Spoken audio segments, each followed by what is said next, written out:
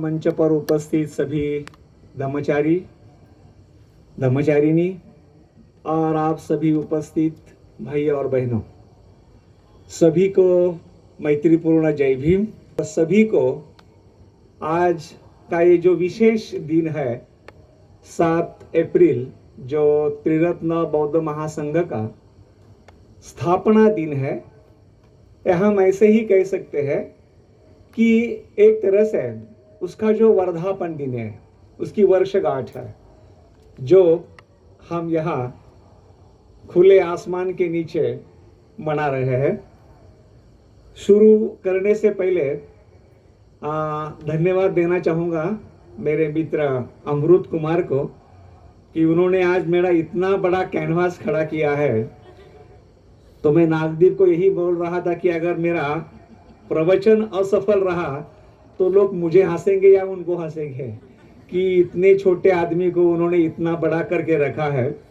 लेकिन हो सकता है अच्छे दोस्त हो तो उनको लगता है कि अपने दोस्त के बारे में बिल्कुल दिल से कुछ कहे, और वो उन्होंने अपना जो कर्तव्य है, जो फर्ज है, सो निभाया है। तो मैं कृतज्ञता व्यक्त करता हूँ उनके प्रति। लेकिन मैं हमेशा एक बात कहते रहता हूँ, और जो आप सभी का अनुभव होगा कि सुबह से लेकर शाम तक मैं मेरे ही पैरों पर 10 बार आता हूँ, 10 बार जाता हूँ। इसका मतलब मैं अभी भी मेरे पैरों पर चलने वाला आप जैसा ही एक सामान्य इंसान हूँ। तो उन्होंने अपनी भावना बताई है, उतना बड़ा मुझे समझने की कोई आवश्यकता नहीं है। हम देख रहे हैं यहाँ पर 2 बड़ी बड़ी प्रतिमाएं हैं। एक बाबा साहब अंबेडकर जी है, जिन्हें हम जानते हैं। शायद वहाँ की जो प्रतिमा है वो उर्गेन संघरक्षित जी की है, जो थोड़ी असामान्य है। बहुत बार जब हम भंते या उर्गेन कहते हैं तो उनकी प्रतिमा ज्यादातर हमें चीवर में देखने की आदत होती है। लेकिन स्वयं उर्गेन संघरक्षित एक क्रांतिकारी भिक्खु रहे हैं, और आज का जो दिन है वैसे देखा जाए तो उनका दिन है। हम आज संघ का जो 58वां स्थापना दिन मना रहे हैं, जो कि संघरक्षित जी इनका यानी जन्म शताब्दी का साल चल रहा है। कुछ महीनों के बाद 25 अगस्त को हम उनकी शताब्दी मनाने वाले हैं। 100 साल हो जाएंगे उनको, और उनके इस 100 साल के ही यात्रा के बीच में आज हम संघ का 58वां जो वर्धापन दिन या वर्षगांठ मना रहे हैं। इंग्लैंड के हिसाब से भारत में जो संघ की निर्मिति हुई, उनके ही मार्गदर्शन पर उसको 46 साल हुए हैं। अब ये बात बड़ी अजीब लगेगी शायद आपको, लेकिन अजीब क्यों ना हो, इस बात को हमने अच्छी तरह से समझ लेना बहुत आवश्यक है, बहुत जरूरी है। क्योंकि अक्सर जो संघ का दिन है, संघ का जो स्थापना दिन है, हम नवंबर में मनाते हैं, कार्तिक पूर्णिमा के समय, कार्तिक पूर्णिमा के दिन, जिसे हम प्राचीन या ऐतिहासिक संघ दिन कहते हैं। जिस अवसर पर स्वयं भगवान बुद्ध ने संघ की स्थापना की थी, संघ का निर्माण किया था, और उनके जो शिष्य थे उनको उन्होंने लोक कल्याण के हेतु, लोगों के दुख दर्द मिटाने के हेतु प्रेरित किया था, प्रोत्साहित किया था। और उन्होंने उनको एक तरह से सुझाव दिया, चरत भिक्खवे चारिकम, बहुजन हिताय बहुजन सुखाय, लोकानुकंपाय अत्ताय हिताय, वगैरह वगैरह वगैरह। हे भिक्खु हो, आप बहुजनों के हित के खातिर और बहुजनों के सुख के खातिर चलते रहना है। कोई भी दोनों ने एक दिशा में नहीं जाना है। अकेले अकेले जाओ ताकि आप ज्यादा लोगों तक पहुंचेंगे। कौन सी भावना से? लोकानुकंपा है, अनुकंपा, यानी बुद्ध की ये जो भावना है, करुणा, अनुकंपा जो है, ये करुणा भावना का ही नाम है।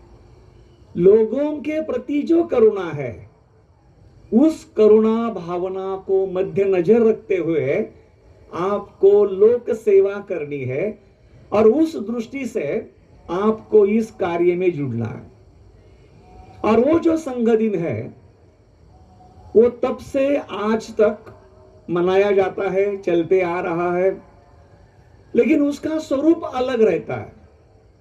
जैसे आप सभी लोग जानते हैं कि वर्षावास के पश्चात अश्विन पूर्णिमा से लेकर कार्तिक पूर्णिमा तक जो भी कालखंड होता है, यानी भिक्षुओं का फिर वो पवर्णा समारोह हो, चिवरदान हो या अन्य जो बातें हैं, वर्षावास समाप्ति की अलग अलग पूजाएं होती है। आप लोग ये भी जानते हैं, जो त्रिरत्न बौद्ध महासंघ के आंदोलन से जुड़े हैं, कि त्रिरत्न बौद्ध महासंघ में भी ये जो दिन है वो विशेष तरीके से मनाया जाता है। उसकी खासियत है।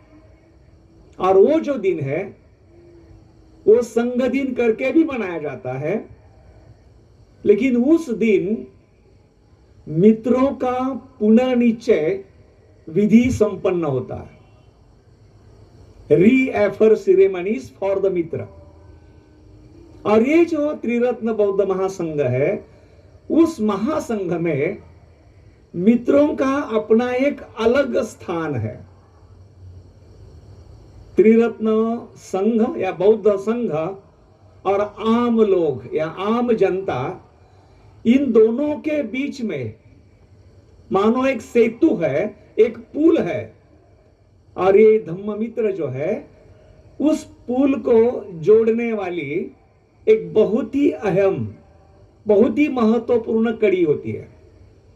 और उस कड़ी को कमजोर ना होने देना, लेकिन अपने व्यक्तिगत जीवन के कारण, मनमुटाव के कारण, कुछ समस्याओं के कारण, जब साल में हमारे आचरण में कुछ कमियां हो जाती है, हम संघ से थोड़े हट जाते हैं, हम संघ से थोड़े दूर हो जाते हैं, तो उस समय उस मित्र को दोबारा प्रोत्साहित करने के लिए ये खास पुनर्निश्चय समारोह त्रिरत्न बौद्ध महासंघ के हर केंद्र में, भारत में भी और विदेशों में भी, क्योंकि ये निश्चित ही एक अंतरराष्ट्रीय महासंघ है, मनाया जाता है। वो एक ऐसा अवसर होता है कि हर मित्र को निजी, व्यक्तिगत रूप से संघ की तरफ से निमंत्रण दिया जाता है कि आपको निमंत्रित करते हुए हमें बेहद खुशी है कि इस कार्तिक पूर्णिमा के समय बिहार में मित्र पुनर्निश्चय समारोह है और हम चाहते हैं कि आप उसका हिस्सा बने, उसमें आप उपस्थित रहे।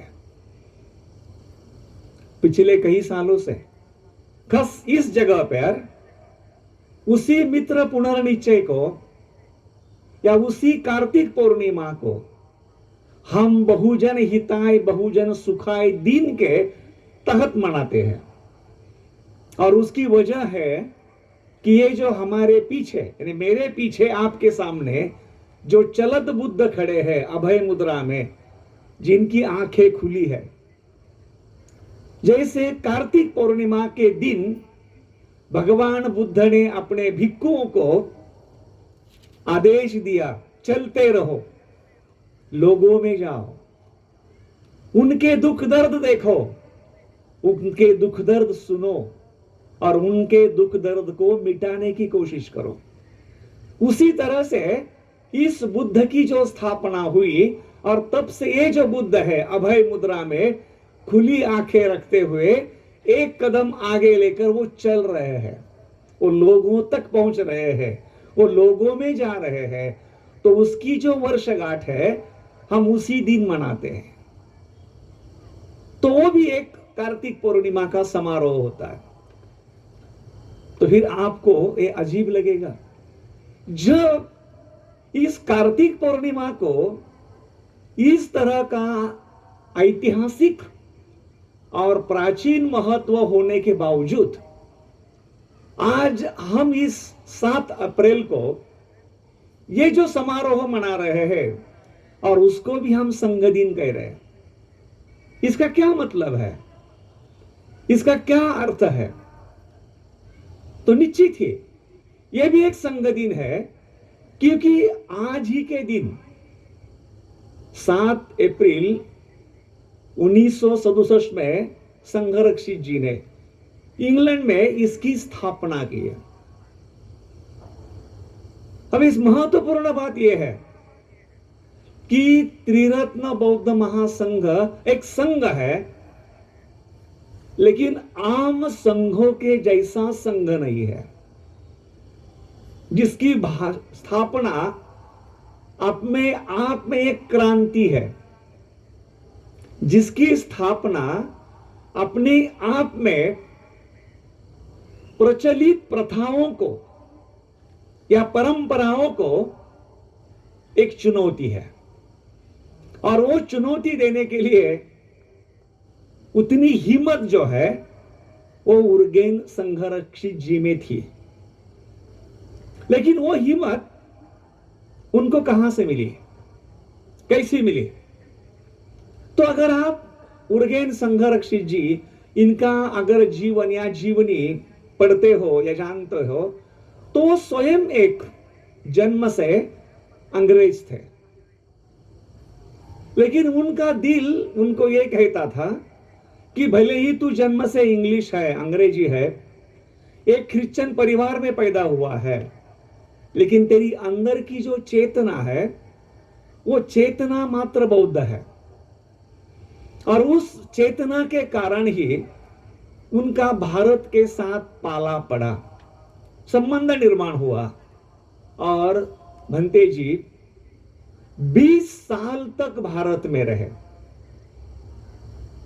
20 साल में भारत में रहते हुए उन्होंने स्वयं एक भिक्खु का जीवन जिया था। वो भिक्खु संघ से जुड़े थे। वो भिक्खु संघ के जो विनय थे, जो नियम थे, उन नियमों को कटिबद्धता से पालन किया करते थे। लेकिन शायद उनको भी इन 20 सालों में कुछ अनुभव आए होंगे, कुछ बातों का उन्हें एहसास हुआ होगा कि शायद जो बुद्ध ने बतलाई हुई पुरानी प्राचीन जो बातें हैं, जो परंपरागत बातें हैं, शायद वो बातें जो है वो आधुनिक जगत के लिए उतनी फलदायी नहीं है, उतनी उपयुक्त नहीं है। शायद उसमें कुछ बदलाव करना जरूरी है या बदलाव होना जरूरी है। और मुझे लगता है कि शायद इस बात को लेकर उर्गेन संघरक्षित जी और बोधिसत्व डॉक्टर बाबा साहब आंबेडकर, इन दोनों के शायद विचारों में कहीं तो मिलाप हुआ है, ऐसा मुझे लगता है। और वो मिलाप जो है वो भंते संघरक्षित या उर्गेन संघरक्षित जी, इन्होंने अपने संघ की जो निर्मित की है या जो स्थापना की है, उस स्थापना में हमें कुछ हद तक दिखाई देता है या हम उसे तर्क से लगाने की कोशिश कर सकते हैं, लॉजिकली देख सकते हैं। आप लोग सभी ने सुना होगा कि निश्चित ही संघरक्षित जी और बाबा साहब आंबेडकर भारत में रहते हुए वो आपस में 3 बार मिले थे। लेकिन सबसे पहले संघरक्षित जी, इन्होंने बाबा साहब को जो जाना, या बाबा साहब के जाने में, बाबा साहब के बारे में उनको जो पहली जानकारी मिली, वो बाबा साहब का जो लेख था। बाबा साहब ने 1950 में महाबोधि सोसाइटी के पाक्षिक के लेख लिखा था, भगवान बुद्ध और उनके धम्म का भविष्य। और उस समय संघरक्षित जी महाबोधि के उस पाक्षिक के संपादक थे। जब लेख उनके पास गया तो उन्होंने वो पढ़ा, जो बाबा साहब ने पूरी तरह से बौद्ध जगत के लिए लिखा था, जिसमें उन्होंने उस समय के दुनिया को प्रभावित करने वाले 4 धर्मों की तुलना की थी, फिर बौद्ध धर्मों की कुछ कसौटियां बताई थी, और अंततः उन्होंने बौद्ध धर्म के प्रचार प्रसार के लिए कुछ उपाय सुझाए थे। और जिसमें बाबा साहब कहते हैं कि अगर बौद्ध धर्म को दुनिया में प्रचारित करना है, उसका प्रसार करना है, तो हमें 3 बातें करना जरूरी है। और उन्होंने उस पर एक जिक्र किया था कि हमें बौद्धों का एक ग्रंथ होना चाहिए, बौद्धों की एक विश्वव्यापी संगठन होना चाहिए, और भिक्षुओं के जो नियम है उनमें बदलाव या परिवर्तन लाना चाहिए। तो 1950 में बाबा साहब ने कहा। जब उन्होंने 1955 में भारतीय बौद्ध महासभा का संगठन किया, तो भारतीय बौद्ध महासभा के संगठन के जो ऑब्जेक्ट्स बनाए, उन्होंने उद्देश्य बनाए, अगर आप भारतीय बौद्ध महासभा के बायलॉज देखते हैं तो 10 बायलॉज है, और उसमें 8वां नियम है, 8वां घटना है, कलम है कि जरूरत लगने पर, आवश्यकता पड़ने पर भिक्षुओं के नियमों में बदलाव करना, परिवर्तन लाना। आपने लिखावों में वो जिक्र करते हैं कि बौद्ध धर्म का अगर प्रचार और प्रसार करना है, तो जिस तरह से क्रिश्चियनों के जेसुइट पंथ के जो प्रचारक है, जिस भावना से, जिस लगन से वो लोगों की सेवा करते हैं, हमें बौद्ध धर्म का प्रचार और प्रसार करने के लिए उन जैसे लोगों की जरूरत है, उन जैसे लोगों की आवश्यकता है। और मुझे लगता है शायद बाबा साहब के इन विचारों ने उर्गेन संघरक्षित जी को भी शायद नया विचार करने के लिए प्रेरित किया होगा, प्रोत्साहित किया होगा।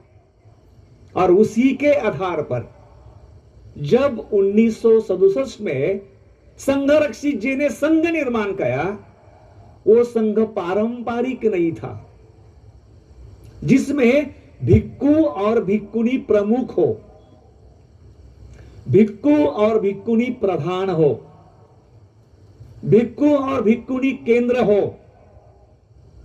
तो उनका जो संघ है वो भिक्खु भिक्खुनी की जगह उपासक उपासिका को केंद्रित बनाकर बनाया।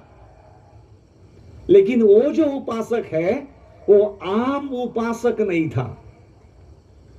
संघ के स्थापना के समय उस उपासक की जो परिभाषा है उसको दशशील उपासक इस नाम से पुकारा जाता था, बुलाया जाता था या कहा जाता था। ये जो धम्मचारी जो नामकरण है ना, जैसे संघ का नाम त्रिरत्न बौद्ध महासंघ पूरी दुनिया में 2010 में हुआ, उसी तरह से दशशील उपासक और दशशील उपासिका, इसका जो नामकरण है वो 1983 में धम्मचारी और धम्मचारिणी हुआ। तो इसका मतलब है धम्मचारी और धम्मचारिणी ना भिक्खु है ना भिक्खुनी है, लेकिन उसी के साथ साथ ना तो वो सामान्य इंसान है, सामान्य उपासक और सामान्य उपासिका है, उनका स्थान इन दोनों के बीच में एक कटिबद्ध धम्म सेवक करके है, एक प्रतिज्ञाबद्ध धम्म सेवक करके है, कि जिन्होंने अपने जीवन को त्रिरत्नों के प्रति समर्पित किया है, डेडिकेटेड किया है। बंते जी का इस तरह से संघ निर्माण करना या इस तरह की संघ की स्थापना करना, ये पारंपरिक भिक्खु या भिक्खुनी संघ के लिए एक चुनौती थी, एक बड़ा आवाहन था। लेकिन उसके बाद भी उन्होंने वो किया, और आज के दिन जस्ट उन्होंने शुरुआत की 1967 में। एक साल के बाद जब पहली वर्षगांठ हुई 7 अप्रैल को, उसके दूसरे दिन 12 लोगों की धम्मचारी दीक्षा हुई पहली बार, और तब महासंघ निर्माण हुआ। पहला केवल संघ था आम लोगों का, लेकिन दशशील उपासक उपासियों की 12 लोगों के दीक्षा के साथ पहली बार संघ का निर्माण हुआ 1968 में, 68 में 12 लोग धम्मचारी और धम्मचारिणी बने। आज पूरे दुनिया में 58 साल के बाद धम्मचारियों की संख्या लगभग 3000 के तकरीबन है। यानी एक साल में धम्मचारी बनने की सरासरी जो औसत है वो 34 साल है, 34 है। भारत में 46 साल हुए संघ को निर्माण होकर। सबसे पहली धम्मचारी दीक्षा हुई फरवरी 1979 में, जिसमें 2 धम्मचारी बने। दूसरी दीक्षा हुई 1 जून 79 में, जिसमें 9 लोग धम्मचारी बने, 8 पुरुष 1 महिला, टोटल 11, 10 पुरुष 1 महिला। उसके बाद 2 पुरुष हो गए, उसके बाद 3 पुरुष हो गए, उसके बाद 8 पुरुषों की दीक्षा हो गई, और उसके बाद सबसे बड़ी संख्या जो है 6वीं टुकड़ी, जिसका मैं एक स्वयं प्रोडक्ट हूं। हमारी दीक्षा में 17 लोग थे हम, पहली बार भारत में सबसे बड़ी दीक्षा, लेकिन क्रांतिकारी दीक्षा। क्रांतिकारी इसलिए हुई कि 1985 में पहली बार ऐसा हुआ कि संघरक्षित जी ने धम्मचारी दीक्षा देने का अधिकार अपने शिष्यों को सौंपा था। उससे पहले धम्मचारी दीक्षा देने का जो कार्य है वो केवल स्वयं भंते संघरक्षित किया करते थे। यह प्रक्रिया है, लेकिन इस संघ का जो सदस्य बनना है या इस संघ में जो दाखिल होना है, ये नॉन मोनेस्टिक ऑर्डर है। ऐसा संघ जहां भिक्षु को सम्मान है, भिक्षुणी का भी सम्मान है, लेकिन भिक्षु या भिक्षुणी प्रधान नहीं है, प्रमुख नहीं है। उनका स्थान धम्मचारी धम्मचारिणियों की बरोबरी है, केवल उनका एक शील ज्यादा प्रैक्टिस का है, क्योंकि वो ब्रह्मचर्य का पालन करते हैं। अन्यथा वो और आम धम्मचारी और धम्मचारिणी, उनका जीवन एक जैसा ही है। ये सबसे बड़ी महत्वपूर्ण बात भंते जी ने अपने संघ में लाने की कोशिश की, और वो अभी तक बरकरार है, अभी चलती आ रही है। लेकिन अपने इस संघ के स्थापना के अवसर पर भंते ने संघ में किसी को भी अगर दाखिल होना है तो उसके लिए एक ही प्रवेश द्वार रखा है, ओनली 1 गेट।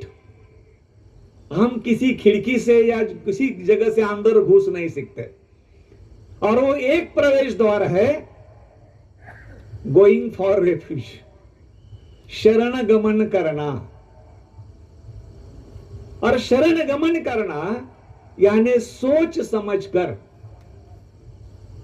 बुद्ध धम्म और संघ, ये जो बुद्ध धम्म के 3 प्रमुख आधार है, 3 रत्न है, इन तीनों रत्नों को अपने जीवन का केंद्र स्थान बनाना, अपने जीवन को उसमें प्रमुख रखना है। और वो केंद्र स्थान बनाने के लिए आपको स्वयं अगुवाई लेनी है, जागृति के साथ, और जिम्मेदारी के साथ आपको शरणगमन करना है। और इसीलिए बहुत बार हम लोगों को बताते हैं, हम लोगों को चेतावनी देते हैं कि आपको संघ में आना है तो संघ को आप झुंड मत समझो, एक समूह मत समझो। कभी कभार क्या होता है कि हम किसी समारोह में आते हैं, एखादे दूसरे व्यक्ति की, स्त्री या पुरुष की धम्म मित्र दीक्षा देखते हैं, फिर धम्म मित्र दीक्षा होने के बाद लोग सभी फूल देते हैं, गले में मिलते हैं, और आपको लगता है बाबा बाबा बाबा कितना मान सम्मान यहाँ है। अगले हफ्ते में आप भी आते, सुबीरे जी ये मेरा एप्लीकेशन ले लो, मुझे भी धम्म मित्र बनना है। ना उसकी गहराई मालूम है, ना उसका आगे मालूम है, ना पीछे मालूम है। बाबा देखा है मैंने, कितना मान, कितना सम्मान, कितने फूल, कितने लोग गले में मिलते हैं, मुझे धम्म मित्र बनना है। तो कभी कभी हम झुंड में किसी को देखकर अगर इस मार्ग पे आते हैं तो ऐसे लोग ज्यादा समय तक टिकते नहीं है। कल्पना करो अगर ये कोई राजकीय पार्टी थी और उसके अगर मेंबरशिप 100 रुपए रहती थी तो त्रिलोक बौद्ध महासंघ के यहां 2, 3, 5 करोड़ लोग मेंबर रहते थे। जनवरी में मैं और अमरुद्दीप हम बैठे थे और हम इस सोच में बैठे थे कि भारत में उस समय जनवरी में कन्वेंशन आगे था और भारत में धम्मचारियों की संख्या 988 थी, और हम उस दिन का इंतजार कर रहे हैं कि कौन सा वो मोड़ या मौका होगा जिस दिन भारत की संख्या 1000 बनेगी, और वो 1000वां धम्मचारी या धम्मचारिणी कौन होगी भाग्यशाली कि जिसका नंबर 1000 होगा। तो हम देख रहे हैं दीक्षा कब होगी, क्योंकि दीक्षा देना तो उनके हाथ में है। लेकिन उससे पहले मैं देख रहा हूं कि 12 कम थे, उसमें गड़बड़ हो गई, 3 महीने में 4 और कम हो गए, तो 12 से लोग 16 बन गए। अभी 16 कैसे बढ़ेंगे? हो सकता है ये साल में अगर कोई 2 धम्मचारी दीक्षा कहीं होती है तो ये जो आंकड़ा है वो 1000 पार कर जाएगा। लेकिन एक बात याद रखो, 46 साल में भारत में 988 धम्मचारी और धम्मचारी बनना, यानी साल की सरासरी औसत होती है 21 लोगों का धम्मचारी बनना। लेकिन उसमें भी अगर बड़े मेहनती और तालीम करके लोग होते तो आज भारत में क्रांति होती है। ये जो आंकड़ा है ना, उसमें से केवल 12 या 15% है जो क्रियाशील है, जिनमें जान है, जिनमें जज्बा है, जो कुछ मिसाल है, जो कुछ कर रहे हैं, जो कुछ करना चाहते हैं, कुछ दे रहे हैं, जिनको देखकर लोग आ रहे हैं।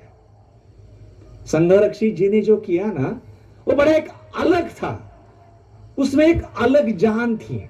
और इसीलिए हम देखते हैं कि एक इंसान ने 12 लोगों के साथ इस संघ का निर्माण किया।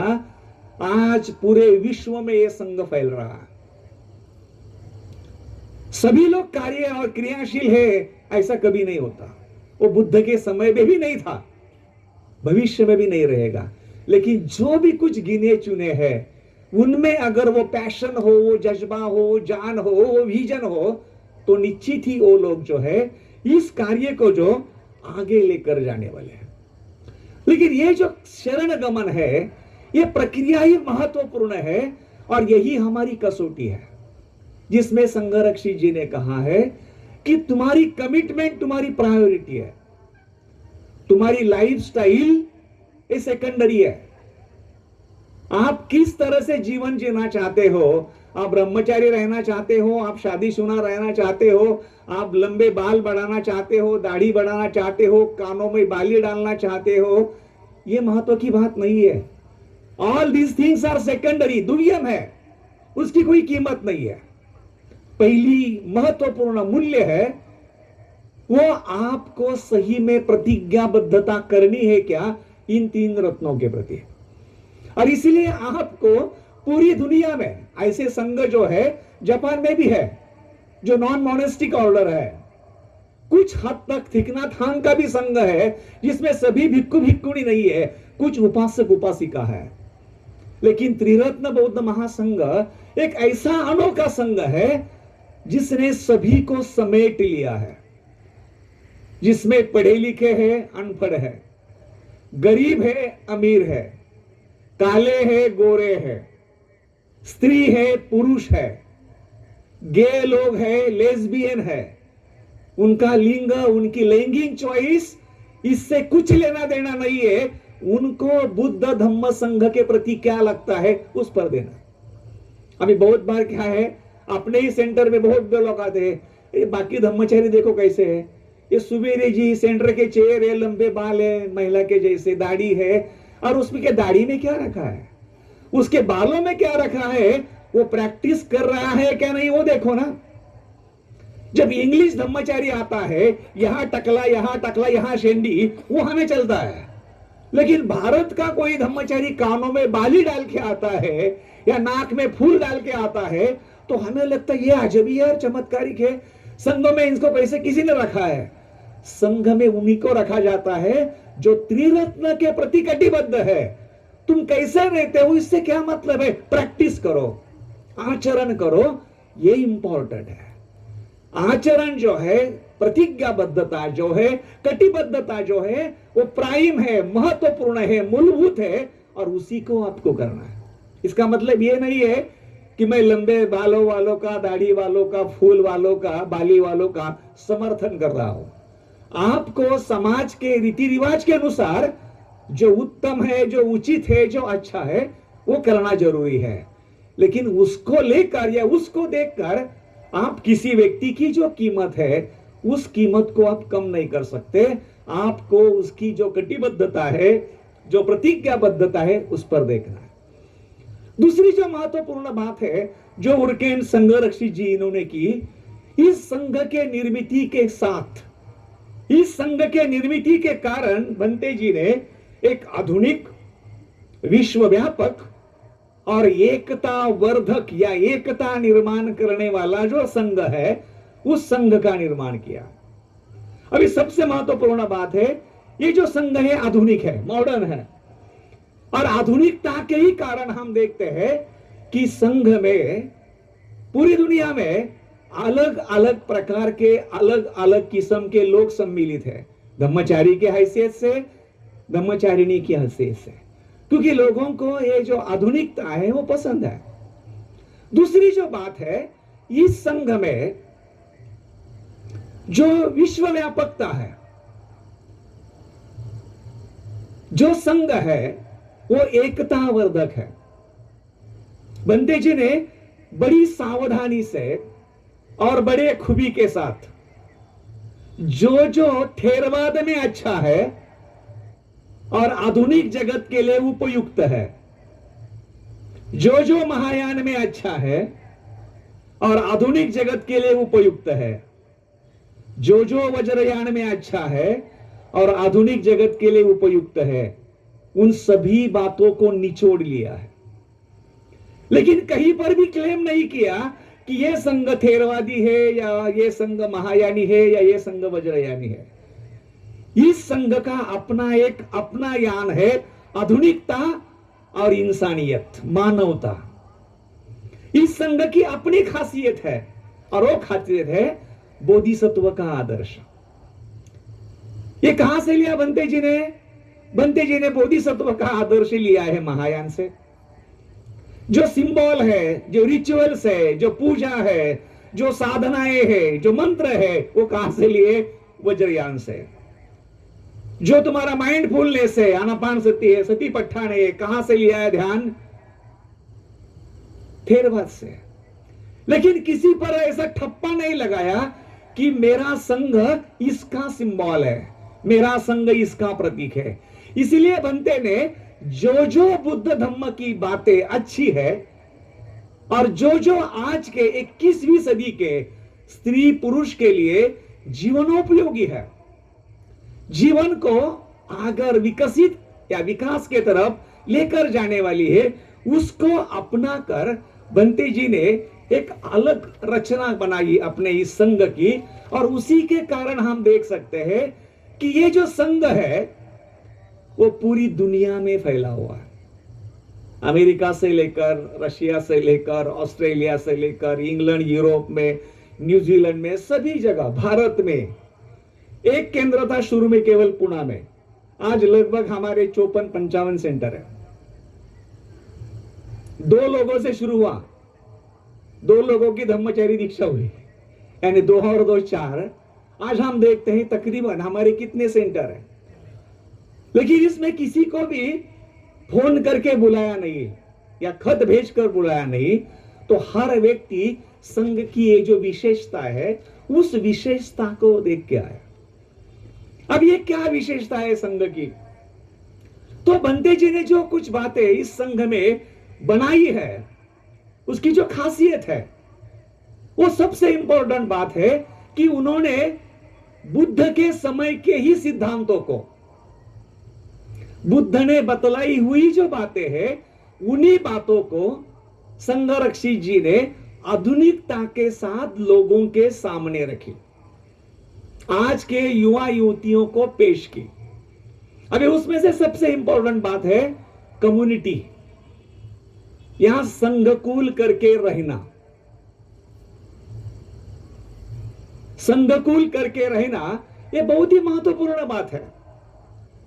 और संघकुल इसलिए है कि संघकुल यानी बड़े संघ का वो लघु रूप है, वो छोटा मॉडल है। जब आप संघकुल के परिक्षेत्र में या परिप्रेक्ष्य में रहते हैं तो वहां पर आपको धम्म जीवन जीने के लिए आसानता होती है। जब आप संघकुल के परिप्रेक्ष्य में होते हैं तो आपका उद्देश्य हमेशा ज्यादा जीवित रहता है। जब आप संघ के परिप्रेक्ष्य में रहते हैं तो आप सभी का उद्देश्य कॉमन रहता है, समान होता है। ध्यान करना, आचरण करना, धम्म का अभ्यास करना, धम्म के अभ्यास पर चर्चा करना और आपस में कल्याण मित्रता का आनंद लेना, ये सबसे अहम बात है जो आपको परिवार में नहीं मिलेगी, जो आपको समूह में नहीं मिलेगी, जो आपको किसी संगठन में नहीं मिलेगी। ये सभी जो बातें हैं वो आपको जो संघकुल होता है उस संघकुल में मिलेगी। फिर वो कम्युनिटी हो सकती है, वो धम्मचारियों का संघकुल चैप्टर हो सकता है। जिन लोगों ने धम्मचारी बनने के लिए याचना की है ऐसे लोगों का धम्म मित्रों का चैप्टर हो सकता है। लेकिन वो चैप्टर जो है वो कोई एक आपसी पसंदी लोगों का गुट नहीं है। वो जो कुल होता है वो एक तरह से कार्यशाला के रूप में काम करता है, एक दूसरों की अच्छाइयां भी देखता है और एक दूसरों की खामियां भी देखता है। लेकिन उस खामियों को हम एक दूसरे को कम दिखाने के लिए, कमजोर करने के लिए, बदनाम करने के लिए हथियार के रूप में उपयोग में नहीं लाते, बल्कि उनकी खामियां कम करने के लिए बड़े दिल से, क्षमा भाव से और मित्रता से मदद करते हैं कि मुझे से मदद मेरी मित्र को हो या मेरी सहेली को, और उनसे मुझे मदद हो। एक दूसरे को मदद देकर हम एक अच्छा इंसान बने, एक परिपूर्ण व्यक्तित्व प्राप्त करें कि जो इस संघ की एक प्राप्ति है, एक फलश्रुति है जिसके लिए हमारा प्रयास है। और यह संघ इसलिए है कि एक सबसे अहम बात बताई जाती है और वो हमेशा कही जाती है त्रिरत्न बौद्ध महासंघ में, मीडियम इज अ मैसेज। आप क्या कर रहे हो वो ज्यादा मायना नहीं रखता है, लेकिन आप जो भी कुछ कर रहे हो वो कैसा कर रहे हो ये ज्यादा इंपॉर्टेंट है। आप श्राइन करो, आप शतरंजियां यहां डालो, आप खुर्चियां डालो या खुर्चियां उठाओ, कुशन डालो, ये काम है। लेकिन काम करते समय आपके अंदर कैसी टीम वर्क है, एक दूसरे के प्रति सहकार्य की भावना है, एक दूसरे के प्रति आदर और सम्मान की भावना है, एक दूसरे में काम करते वक्त सामंजस्य है, ये बात सबसे महत्वपूर्ण है। संघ के तरफ लोग तभी आएंगे जब लोग संघ में जो लोग हैं उनकी आपसी ये मित्रता देखेंगे, ये भाईचारा देखेंगे, ये आदर सम्मान की भावना देखेंगे, ये अनोखापन देखेंगे। और ये भंते जी ने संघ के जरिए दिया है, और ये आपको दूसरे किसी भी संघ में नहीं मिलेगा, उसका अनुभव नहीं होगा। लेकिन भंते जी ने यहां पर जो बातें बतलाई है शुरू से, और उनके जो सीनियर ज्येष्ठ शिष्य है उन्होंने तब से लेकर आज तक आपने आचरण से वो जो आज तक यहां वो लेके आ रहे हैं, वो एक मिसाल है। वो हमारे लिए एक उनका जीवन ही एक आदर्श है। और इसीलिए हम कहते हैं ना कि कल्याण मित्रता जो है, वो कल्याण मित्रता आपसे जो ज्येष्ठ होते हैं उनके जीवन से मानो एक हमें हवा का झरोका जैसे मिलता है, वैसे जिस तरह से वो जीते हैं उससे हमें वो मिलती है। उसके लिए हमें उनके इर्द गिर्द टहलना या घूमते रहना आवश्यक नहीं है। उनका अपना जीवन जीना ही एक धम्म जीवन को कृति में उतारने जैसा होता है। और ये बातें हम देखते हैं कि त्रिरत्न बौद्ध महासंघ ने संघ में उर्गेन संघरक्षी जी ने एक तरह से अपने इस नए सिद्धांतों के साथ ढाली है, और वो अभी तक ऐसी की ऐसी चलती आ रही है। दूसरी जो बात हम देखते हैं कि आचरण तो सभी लोग करते हैं, भिक्खु भी करते हैं, भिक्खुनी भी करते हैं, उपासक भी करते हैं, उपासिका भी करते हैं, अष्टशील उपासिक भी करते हैं। लेकिन जिस तरह से, जिस नए दृष्टिकोण से भंते जी ने सिद्धांतों को रखा है, या जिस तरह से शीलों को रखने की कोशिश की है, जैसे अभी हम देखते हैं कि पहला जो शील है, उस शील का जो सकारात्मक अंग है वो हमारे बाबा साहब जी ने 22 प्रतिज्ञा में बहुत अलग ढंग से दिया है। सभी जीवों के प्रति जो भावना उन्होंने बताई है, हम भी जो हिंदी में कहते हैं मैत्रीपूर्ण कर्म करके वगैरह वगैरह, उसी की जो आधारशिला है। और भंते जी कहते हैं कि विनय तो सभी पालन कर सकते हैं, शीलों को एक नियमों के तहत हम सभी पालन कर सकते हैं, लेकिन हमारे अंदर की जो मित्रता है, उस मित्रता को लेकर जो मैत्री मार्ग है और जो दंड मार्ग है, इसको पहचानना और सभी के साथ लवमोड़ से या मित्रता से रहना।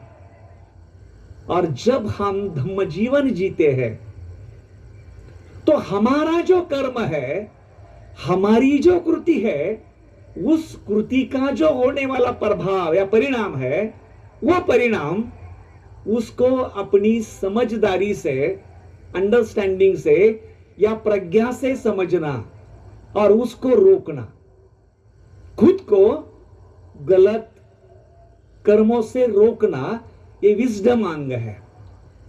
इस बात को भंते जी ने शीलों के यादी में जितने भी शीलों का स्पष्टीकरण किया है, एक अनोखे ढंग से किया है, जो देखकर शीलों का आचरण करने में लोगों को प्रेरणा मिलती है, लोगों को प्रोत्साहन मिलता है, या शीलों का आचरण करना माने क्या, उसका अर्थ समझ में आता है। उन्होंने जो भी धम्म है, उस धम्म को व्यक्ति के रोजमर्रा के जीवन के साथ जोड़कर बतलाया। एक जगह पर वो कहते हैं कि वर्क एज ए मेडिटेशन, कि आप जो काम कर रहे हो ना, आपका काम ही ध्यान है। तो बहुत मेरे जैसे काम चुकार लोग होते हैं, वो ध्यान करते ही नहीं है और काम ही करते रहते हैं और बोलते भंते जी से बताया ना काम ही ध्यान है। लेकिन भंते जी ये कहते हैं कि आप ध्यान करो, इतना अच्छा ध्यान करो, इतने गहराई में जाओ कि काम करते वक्त आप उसी लगन से, उसी जागृति से, उसी संवेदनशीलता से वो काम में जुड़े रहो, ताकि उसका जो प्रभाव है आपको भी विकसित करे और औरों को भी विकसित करे। उसी को लेकर उन्होंने सिद्धांतों को अलग अलग तरीके से बताया है। खुद का जीवन और खुद के जीवन का जो औरों के साथ जो संबंध है और उस संबंध को जोड़कर जिसे हम सामाजिक कार्य कहते हैं या सोशल एक्शन कहते हैं। इंग्लैंड में काम करने वाली जो करुणा ट्रस्ट है या इंग्लैंड में काम करने वाले जो हमारे वहां के व्यवसाय है, बिजनेसेस है, और भारत में चलने वाला हमारा जो सामाजिक कार्य है, यहां चलने वाला जो कोर्स है 8 महीने का, यहां चलने वाला जो कॉलेज है, यहां होने वाली अलग अलग जो परिषदाएं होती है, हमारा कुशीनगर में जो लड़कियों का छात्रावास है, हमारी कुछ बालवाड़ियां है, लगभग हमारे 80 समाज विकास प्रकल्प थे। ये क्या था? लोगों में प्रसिद्धि पाने के लिए हमने नहीं शुरू किया था, लेकिन हमारे ही धम्मचारी भाइयों को, हमारे ही धम्मचारिणी बहनों को, या हमारे जो मित्र है जो इस प्रक्रिया से गुजर रहे हैं और उनको इस करुणा का अनुभव लेना है, तो उनका व्यक्तिगत जीवन इस सामाजिक कृति के साथ जब जुड़ता है तो उस जुड़ने से इस कामों का संबंध जुड़ा हुआ है। करुणा ट्रस्ट काम करती है वहां, दिन रात वो लोग वहां मेहनत करके पैसा खड़ा करते हैं। भारत में जो भी सामाजिक कार्य चलता है उसको मदद करते हैं, नेपाल में जो सामाजिक कार्य चलता है उसके मदद करते हैं, बांग्लादेश में या पश्चिम बंगाल में जो काम चालू है उसके लिए वो मदद करते हैं। वो उनकी करुणा की अभिव्यक्ति है। ये जो अनोखापन है जो हम देखते हैं पारंपरिक संघ में भी, इस तरह की रचना हमें कहीं पर दिखाई नहीं देती है। जिन रचनाओं का एक तरह से भंते जी और उनके जो ज्येष्ठ शिष्य लोग थे, उन्होंने वहां पर रचना करके इस संघ को बनाया है और उस संघ के जरिए हम देखते हैं कि पिछले 58 साल से हम कार्यरत है पूरे संसार में, भारत में कार्यरत है पिछले 46 सालों से। और ये सबसे एक अहम बात है कि ये भले ही नॉन मोनेस्टिक संघ है, लेकिन इस संघ ने बौद्ध जगत में जो एक प्रभाव निर्माण किया है, जो एक इंपैक्ट निर्माण किया है, फिर वो सोशल एक्शन के जरिए हो। आज आप देखते हैं कि थाईलैंड में या वियतनाम में जो पूज्य थिक नन जी थे, उन्होंने सोशल जो एंगेज बुद्धिज्म है उसको विकसित किया। थाईलैंड में हम देखते हैं जो आइनेव है, उन्होंने सोशली एंगेज बुद्धिज्म को विकसित किया। लेकिन हम तो उनसे पहले 1982 से भारत में ये काम कर रहे हैं। उस समय शायद हमें उस बात की उतनी स्पष्टता नहीं थी दुनिया के तौर पर हमारे काम को उस परिभाषा में रखने की। लेकिन जैसे इन्होंने बताया अमृत कुमार ने कि जब हम ये जो धम्मचारी प्रक्रिया में पढ़ाते थे लोगों को, तो हम उसी तरह से पढ़ाते थे और हमारा पढ़ाने का जो तरीका है वो तरीका इतना आसान था, इतना सिंपल था, इतना सादा था। लोकमित्र जी स्वयं रहते थे, उनके साथ अनुवादक के रूप में मैं रहता था, कभी कभी मैं स्वयं टीचिंग करता था। लेकिन उनका एक ही था कि अगर आप शरण गमन कर रहे हो, अगर आप त्रिरत्नों को आपके जीवन का केंद्र बना रहे हो, तो ये जो त्रिरत्न का जीवन में बनाया केंद्र और आपकी इर्द गिर्द की दुनिया, इसके साथ आप आपके संबंध कैसे बनाओगे, उस संबंध को कैसे रखोगे। और हम आसान उदाहरण बताते थे, क्योंकि बहुत बार हमारा ये जो प्रशिक्षण है, हर साल हमारे लगभग 27 छात्रावास थे बच्चों और बच्चियों के लिए, और उसके जो वार्डन है वो 65 से ज्यादा आया करते थे। तो हम उनको यही बताते थे कि मान लो कि आप वार्डन हो और आपको 30% बुद्धत्व प्राप्त हुआ है, तो आपके अंदर छोटा लिटिल बुद्ध है। तो एक बुद्ध अपने छात्रों के साथ कैसा पेश आएगा, बात करेगा तो कैसा करेगा, शासन करेगा तो कैसा करेगा, उनको खाना खिलाया तो कैसे खिलाएगा। यही बात है ना।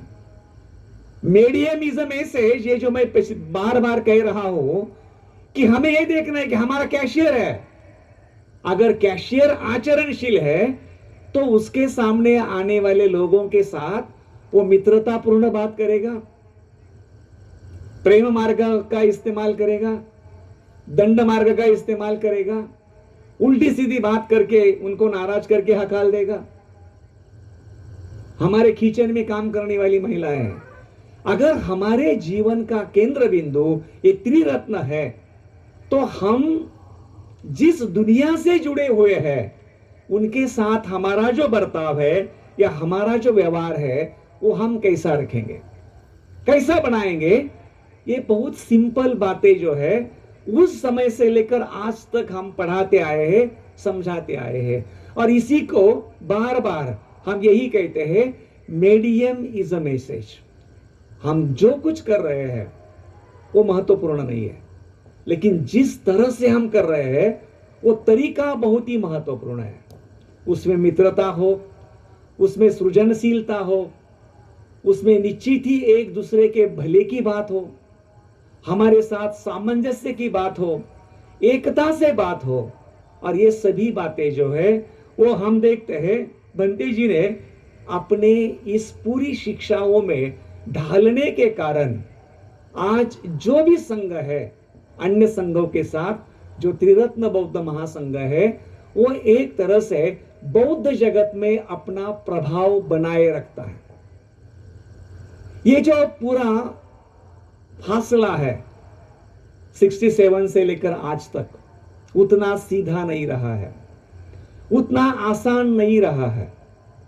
बहुत बार समस्याओं के साथ जूझना पड़ा है, बहुत बार चुनौतियां आई है, लेकिन आचरण होने के कारण, हौसला होने के कारण, दृष्टि स्पष्ट होने के कारण सभी समस्याओं पर, सभी जो संकट आए थे उस पर कार्य करते करते हम यहां तक पहुंचे हैं। लेकिन इसमें सबसे जो मुझे अहम उर्गेन संगरक्षी जी की जो दृष्टि लगती है, उस दृष्टि को बताकर मैं समाप्त करने वाला हूं, क्योंकि अभी लगभग 8:30 होने को आए हैं। आप सभी लोग देखते हैं कि हमारे देश का जो इतिहास है और इतिहास में हमारे करीब का जो इतिहास है, उस इतिहास के मैं 2 उदाहरण आप लोगों को बताना चाहता हूं।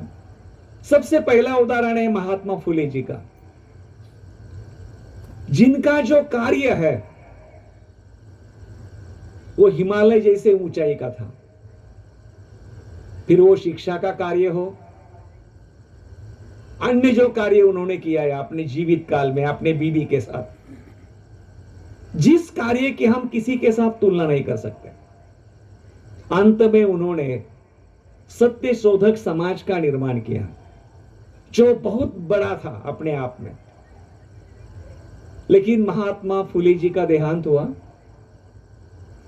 उनका कार्य अपने आप में एक मिसाल थी, अपने आप में एक उदाहरण था। बावजूद बनते महात्मा फुले जी को या तो समय नहीं मिला, या तो उनके सामने उसकी रचना नहीं थी। वो अपने जीते जी अपना उत्तराधिकारी या अपने पश्चात ये कारवा कैसा चलेगा उसका नियोजन नहीं कर पाए, और परिणामवश हम देखते हैं कि केवल हम साल में 2 बार फुले जी को याद करते हैं, उसके अलावा उनका जो कारवा है वो कहां पर है हमें ही पता नहीं है। फुले जी को अपना एक अहम गुरु मानने वाले बाबा साहब आंबेडकर जी ने जो कार्य महात्मा फुले जी ने शुरू किया था उसको बाबा साहब ने अपने कंधों पर लिया, अपने सर पर लिया और उसको अंतिम अंजाम दिया। उनकी बहुत सारी योजनाएं थी बाबा साहब की, शायद उनको थोड़ा समय मिलता तो शायद वो उस परियोजना को वो अंतिम अंजाम दे सकते थे, लेकिन धर्मांतर के पश्चात केवल 53 दिन के बाद उनका भी देहांत हुआ और बाबा साहब भी अपना उत्तराधिकारी या कार्य पद्धति को बना नहीं सके। और इसलिए हम देखते हैं कि उनका जो एक ही आंदोलन था शुरू में, लेकिन उनके साथ स्थापन हुआ था बुद्धिस्ट सोसाइटी ऑफ इंडिया और उनके मृत्यु के पश्चात 3 अक्टूबर 57 को निर्माण हुआ आरपीआई। लेकिन आज उस आंदोलन के 54 टुकड़े हुए हैं, 54। शायद संघरक्षित जी ने इन 2 उदाहरणों से बड़ी मिसाल ली होगी और इसीलिए बंते जी ने अपने जीते जी ही अपनी उत्तराधिकारी पद्धतियां उसका फॉर्मूला तैयार किया और जीते जी उन्होंने ये तसल्ली की कि जिस रचना को मैं बनाना चाहता हूं, बना रहा हूं, वो मेरे पश्चात सफल होगी या नहीं होगी। और उन्होंने जो भी कुछ किया है आज हम उसका अनुभव कर रहे हैं कि वो हमारे साथ नहीं है, लेकिन फिर भी उन्होंने जो पद्धतियों को बनाया है उस पद्धति के तहत इस संघ का कार्य जो है वो बड़ी सफलता के साथ आगे जारी है, आगे चल रहा है और मुझे यकीन है कि ये चलते रहेगा, क्योंकि ये किसी व्यक्ति पर निर्भर नहीं है, तो एक व्यवस्था पर निर्भर है। और वो जो व्यवस्था है वो व्यवस्था धम्म के सिद्धांतों पर चल रही है और उसमें आना वाला जो व्यक्ति है वो व्यक्ति भी निश्चित ही धम्म के ही कारण वहां पर विराजमान होता है। तो ये भंते जी की जो देन है त्रिरत्न बौद्ध महासंघ की, वो हमारे लिए, दुनिया के लिए और आगे जिस परिस्थिति में ये संसार जाने वाला है, जहां बुद्ध की ज्यादा से ज्यादा आवश्यकता निर्माण होने वाली है, उसमें निश्चित ही इस संघ की ज्यादा आवश्यकता है। तो भाई और बहनों, आप में से जो लोग इस संघ से जुड़े हुए हैं, देखो आपका शरण गमन जितना आप गहरा कर सकते हो, जितने काबिल बनना चाहते हो, जितनी जिम्मेदारियों के साथ आगे आना चाहते हो, एक उदाहरण बनना चाहते हो, वो बनने की कोशिश करो। आज 58 है, 2 साल के बाद हम 6 दशक पूरे करेंगे। उम्मीद है कि आप जवान लोग हैं, आपको तो उसकी सेंचुरी करने का भी मौका मिल सकता है, हम वहां देखने के लिए नहीं रहेंगे। तो आज के इस अवसर पर संघरक्षित जी, जिन्होंने इस महान संघ का निर्माण किया है और जिस संघ के कारण आज कई लोग अपना जीवन जी रहे हैं और कई लोगों को जीवन जीने के लिए एक परिस्थिति, एक प्रेरणा दे रहे हैं, हम उस कार्य का हिस्सा बने और ज्यादा से ज्यादा इस संघ को फैलाए और मजबूत करें। और जिस तरह से बाबा साहब ने कहा है कि बुद्ध धम्म का प्रचार और प्रसार करना यही मानव सेवा है और मानव सेवा यही हमारा करुणा का काम है और इसीलिए हमने कटिबद्ध होना है। तो भाई और बहनों, आपने बहुत देर से मुझे शांति से सुना, तो आप सभी को मैं धन्यवाद देते हुए एक बार फिर से मैं बंते जी के प्रति कृतज्ञता, आभार व्यक्त करता हूं और उनको मेरी भावपूर्ण आदरांजलि अर्पण करते हुए मेरे शब्दों को विराम देता हूँ। धन्यवाद। जय भीम।